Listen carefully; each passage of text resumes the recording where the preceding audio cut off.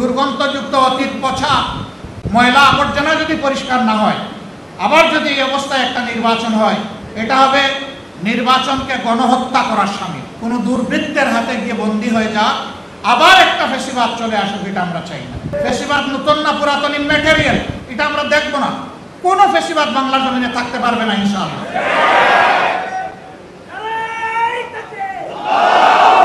আমাদের সন্তানেরা লড়াই করেছে অধিকারের জন্য, অধিকার এখনো প্রতিষ্ঠিত হয়নি।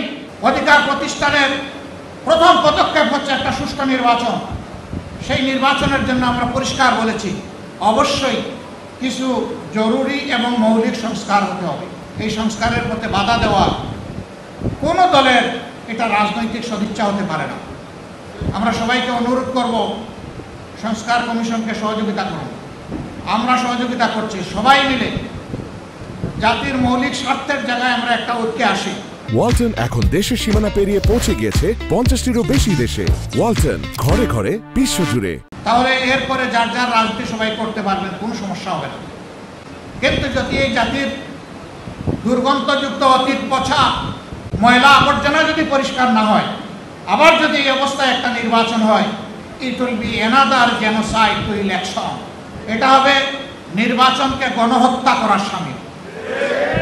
আমাদের সন্তানদের রক্তের সাথে আমরা বেইমানি করব না এবং কাউকে বেইমানি করতে দেওয়া হবে না।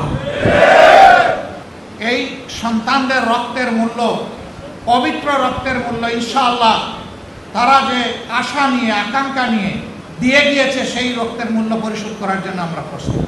আমরা বলেছি আগামী নির্বাচনে আমরা কোনো প্রশাসনিক কু শব্দের কুটা শুনতে চাই না।